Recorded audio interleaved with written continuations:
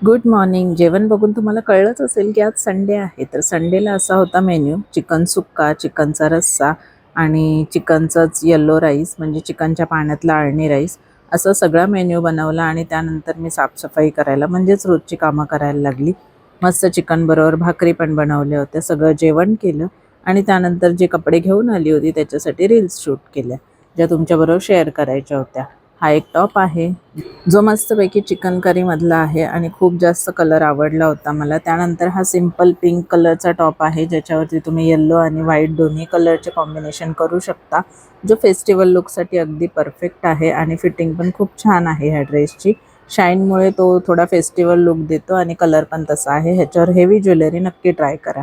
आणि त्याच्यानंतर हा आहे ऑफिस वेअर, एकदम सिंपल कॉटनचा आणि कम्फर्टेबल असा कुर्ता, ज्याच्यावरती ऑलरेडी माझ्याकडे पायजमा होता.